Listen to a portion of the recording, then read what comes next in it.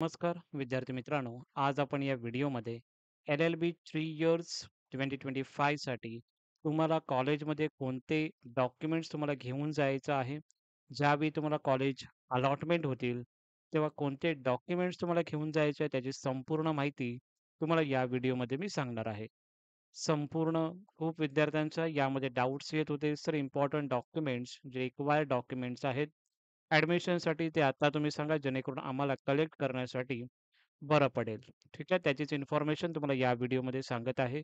पूर्ण व्हिडिओ बघा जेणेकरून सर्व डाउट्स तुमचे या व्हिडिओमधून क्लिअर होतील. आता आपण जे डॉक्युमेंट लिस्ट आहे ते आपण बघूया. आता हे जर डॉक्युमेंट्स लिस्टमध्ये बेनिफिट्स हा ऑप्शन तुम्हाला का दिलेला आहे? कारण की कॅटेगरीचे जर स्टुडंट असतील त्यांच्याकडे जर कॅटेगरीचे डॉक्युमेंट्स प्रॉपर असतील आणि कॅटेगरीमधून जर ॲडमिशन घेत असतील, तर त्यांना डी-बी-टी स्कॉलरशिप थ्रू त्यामध्ये 50% किंवा 100% ही स्कॉलरशिप तुम्हाला भेटत असते. म्हणजे जी तुम्ही कॅटेगरीमधून तुम्ही ॲडमिशन घेतलं, तर तुम्हाला जी काही फीज असते, ती तुम्हाला रिटर्न ही भेटत असते डी-बी-टी स्कॉलरशिप थ्रू. त्यानंतर जे विद्यार्थी ओपनमध्ये असतील किंवा ज्या विद्यार्थ्यांना ओपनमधून समजा कॅटेगरीमध्ये ॲप्लाय करायचं असेल, तर ते विद्यार्थीसुद्धा कॅटेगरीमधून म्हणजे कोणती स्कीम असणार आहे तुमच्यासाठी, त्याची इन्फॉर्मेशन मी तुम्हाला देणार आहे. सो त्याबाबत तुम्ही निश्चिंत राहा.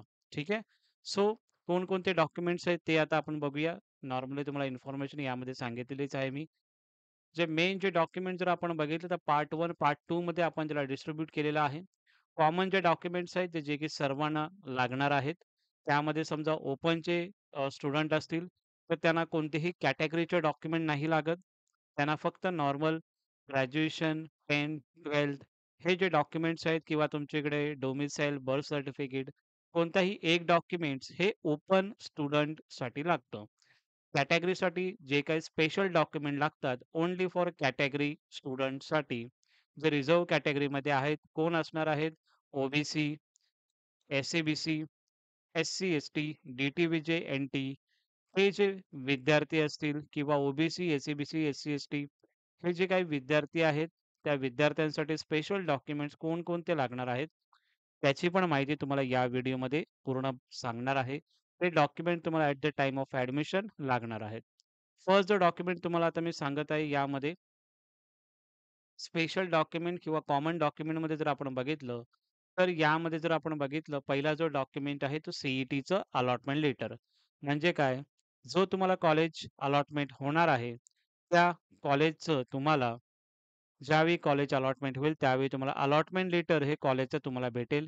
त्याची तुम्हाला प्रिंट आउट काढून सी-ई-टीचं अलॉटमेंट लेटर तुमच्याकडं असणं हे गरजेचं आहे. नेक्स्ट जो डॉक्युमेंट आहे तुमचा जो लागणार आहे सी-ई-टी ॲप्लिकेशन फॉर्म. हा जर ॲप्लिकेशन फॉर्म जर तुमच्याकडे असेल तर ठीक आहे. नसेल तर सी-ई-टी ॲप्लिकेशनची फॉर्म गरज नाही आहे. पण जर असेल तर चांगली गोष्ट आहे तुमच्याकडे ठेवा आणि सी-ई-टीचा जो काही रजिस्ट्रेशन कॅप राउंडला तुम्ही जो फॉर्म फिलअप केलेला, तो तुम्हाला यामध्ये लागणार आहे. नंतरला जो तुमचा स्कोर कार्ड आहे, जो तुम्ही रिझल्ट तुमचा लागलेला, तो स्कोर कार्ड तुम्हाला ॲडमिशन टाईमला तुम्हाला लागणार आहे. नेक्स्ट जो डॉक्युमेंट जो लागणार आहे 10th मार्कशीट तुम्हाला लागणार आहे. नंतरला 12th जे असतील 12th मार्कशीट लागणार आहे आणि ग्रॅज्युएशनचे जे काही मार्क्स आहे, मार्कशीट असेल ते तुम्हाला लागेल. लिव्हिंग सर्टिफिकेट तिथे मी बाजूला लिहिलंय तुम्हाला ऑर त्यानंतर नेक्स्ट जे डॉक्युमेंट दिलेलं आहे तुम्हाला डोमिसाईल सर्टिफिकेट त्यामध्ये पण लिहिलेलं आहे ऑर त्यानंतर नेक्स्ट जो डॉक्युमेंट तुम्हाला दिलेला आहे birth certificate, community native and date of birth certificate म्हणजे कम्युनिटी नेटिव्ह असं काही डॉक्युमेंट तुमच्याकडे असेल, त्याच्यामध्ये डेट ऑफ बर्थ जर मेन्शन असेल, प्लेस मेन्शन असेल, तर तेही डॉक्युमेंट तुम्हाला चालेल किंवा बर्थ सर्टिफिकेट चालेल किंवा तुम्हाला लिव्हिंग सर्टिफिकेट चालेल किंवा डोमिसाईल चालेल. यापैकी कोणताही एक डॉक्युमेंट तुमच्याकडे असेल, तो ॲडमिशनसाठी तुम्हाला चालणार आहे. तो एक डॉक्युमेंट कोणताही एक डॉक्युमेंट तुम्ही चालणार आहे. ओके. नेक्स्ट जो डॉक्युमेंट असणार आहे तुम्हाला जो लागणार आहे, ग्रॅज्युएशनचे मार्कशीट जे मी तुम्हाला सांगितलं 10th-12th ग्रॅज्युएशन त्यामध्ये मग फर्स्ट इयर टू 6th सेमिस्टरचे जे काही मार्क्स असतील, म्हणजे मार्कशीट असेल ते तुम्हाला लागणार आहे. किंवा ज्या विद्यार्थ्यांचं इयरली पॅटर्न असेल, तर मग एफ-वाय, एस-वाय, टी-वाय असे मार्कशीट तुमच्याकडे असणं गरजेचं आहे. त्यानंतर नेक्स्ट जो डॉक्युमेंट जो लागणार आहे तुम्हाला पोस्ट ग्रॅज्युएशन आता ज्या विद्यार्थ्यांचं पोस्ट ग्रॅज्युएशन झालं असेल, ते विद्यार्थी पोस्ट ग्रॅज्युएशनचे मार्कशीट प्रोव्हाईड करतील आणि ज्या विद्यार्थ्यांचं ग्रॅज्युएशन झालेलं आहे, ते विद्यार्थी ग्रॅज्युएशनचे मार्कशीट हे कॉलेजमध्ये ॲडमिशन टाईमला तुम्हाला न्यायचं आहे. नेक्स्ट जे डॉक्युमेंट आहे, इन्कम सर्टिफिकेट हे कुणाला लागणार आहे? जे विद्यार्थी ई-डब्ल्यू-एस मधून ॲडमिशन घेणार आहेत, त्या विद्यार्थ्यांना पहिले इन्कम सर्टिफिकेट काढावं लागतं. इन्कम सर्टिफिकेट काढल्याच्या नंतर मग तुम्हाला स्टेटचं ई-डब्ल्यू-एस सर्टिफिकेट हे तुम्हाला भेटतं आणि तुम्हाला स्टेटचं ई-डब्ल्यू-एस सर्टिफिकेट हे खूप महत्त्वाचं आहे. हे डॉक्युमेंट तुम्हाला ॲडमिशनसाठी लागणार आहे. कारण की खूप विद्यार्थी सेंटरचं डॉक्युमेंट काढत असतात. ई-डब्ल्यू-एस सर्टिफिकेट तुम्हाला सेंटरचं नाही चालणार आहे. स्टेटचं ई-डब्ल्यू-एस सर्टिफिकेट तुम्हाला लागणार आहे आणि जे विद्यार्थी ई-डब्ल्यू-एस सर्टिफिकेट प्रोड्यूस करतील त्यांना इन्कम सर्टिफिकेटसुद्धा डॉक्युमेंट हे लागणार आहे. आणि जे विद्यार्थी अगेन आय एम सेइंग जे विद्यार्थी ओपन स्टुडंट कॅटेगरीमध्ये आहेत, ओपन कॅटेगरी स्टुडंटला फक्त 10th, 12th, ग्रॅज्युएशनचे जर पोस्ट ग्रॅज्युएशन झालं असेल, तर ती मार्कशीट आणि त्यानंतर तुम्हाला आधार कार्ड असेल किंवा बर्थ सर्टिफिकेट असेल किंवा डोमिसाईल असेल किंवा लिव्हिंग सर्टिफिकेट असेल, एनी वन डॉक्युमेंट हे तुम्हाला लागणार आहे ओपन स्टुडंटसाठी. कॅटेगरीसाठी जे काही ई-डब्ल्यू-एससाठी आहे ते तुम्हाला सांगितले. आता नेक्स्ट जो डॉक्युमेंट आहे पी-डब्ल्यू-डी मेडिकल सर्टिफिकेट. जे विद्यार्थी फिजिकल हँडिकॅप्ड असतील त्यांच्यासाठी मेडिकल सर्टिफिकेट खूप महत्त्वाचा डॉक्युमेंट तुम्हाला लागणार आहे त्या विद्यार्थ्यांना. त्यानंतर तुम्ही जे कन्व्हर्जन सर्टिफिकेट बनवलेले आहे, ते तुम्हाला घेऊन कॉलेजमध्ये तुम्हाला जायचं आहे. ओके. नंतरला मग जो नेक्स्ट डॉक्युमेंट लागणार आहे तुम्हाला ट्रान्सफर सर्टिफिकेट म्हणजे काय? समजा तुम्ही मुंबईच्या कॉलेजेसमध्ये आहात, ग्रॅज्युएशन केलेलं आहे एखाद्या कॉलेजमधून आणि तुम्हाला आता दुसऱ्या कॉलेजेसमध्ये मुंबईच्याच कॉलेजमध्ये तुम्हाला ॲडमिशन घ्यायचं आहे. तुम्हाला ट्रान्सफर सर्टिफिकेट लागणार आहे. तर तुम्ही आता कॉलेजला अप्रोच करू शकता. ज्या कॉलेजमधून तुमचं एज्युकेशन झालेलं आहे, त्या कॉलेजला तुम्ही अप्रोच करू शकता आणि तिकडे बोलू शकता, की आम्हाला ट्रान्सफर सर्टिफिकेटची रिक्वायरमेंट आहे. ते जर डॉक्युमेंट प्रोड्यूस करत असतील तुम्हाला तर ठीक आहे, नाहीतर मग कॉलेजमधून तुम्ही एक फॉर्मॅट कॉलेज तुम्हाला देत असतं. ते फॉर्मॅट घेऊन तुम्हाला त्या कॉलेजमध्ये सिग्नेचर वगैरे घेण्यासाठी तुम्हाला जावं लागेल. नंतरला जो नेक्स्ट डॉक्युमेंट लागणार आहे तुम्हाला, तो मायग्रेशन सर्टिफिकेट.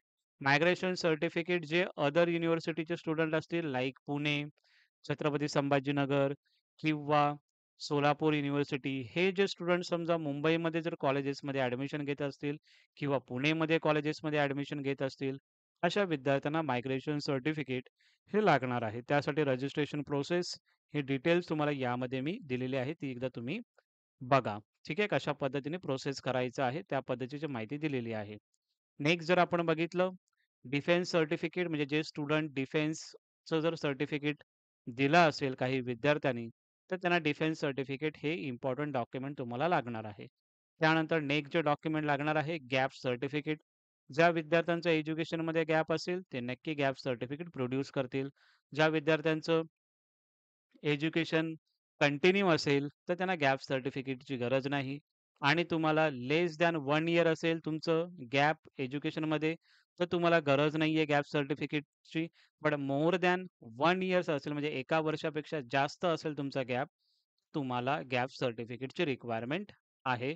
ते तुम्हाला कधी कुठे न्यायचं आहे, कॉलेजमध्ये ॲडमिशनच्या टायमिंगला तुम्हाला न्यायचं आहे.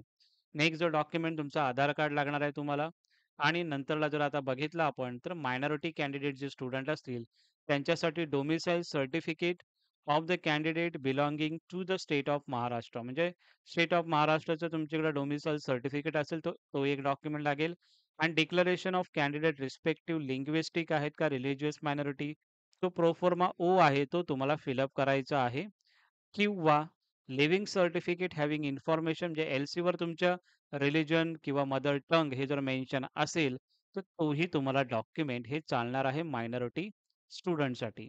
नेक्स्ट जे डॉक्युमेंट तुम्हाला लागणार आहे, जे स्पेशल डॉक्युमेंट जे कॅटेगरीच्या स्टुडंटला कंपल्सरी आहे, ते डॉक्युमेंट तुम्हाला आता मी सांगत आहे. जसे की ओ कॅन्डिडेट असेल, एस-सी, एस-टी असेल, व्ही-जे-एन-टी असेल, एस-सी-बी-सी स्टुडंट असतील, अशा विद्यार्थ्यांना कोणते डॉक्युमेंट कंपल्सरी लागणार आहेत, ते कॅटेगरीच्या स्टुडंटला सांगत आहे. ओके. ते जे डॉक्युमेंट आहे, पहिला जो डॉक्युमेंट आहे तुमचा कास्ट सर्टिफिकेट हे तुम्हाला लागणार आहे. त्यानंतर नेक्स्ट डॉक्युमेंट जो तुम्हाला लागणार आहे कास्ट व्हॅलिडिटी सर्टिफिकेट.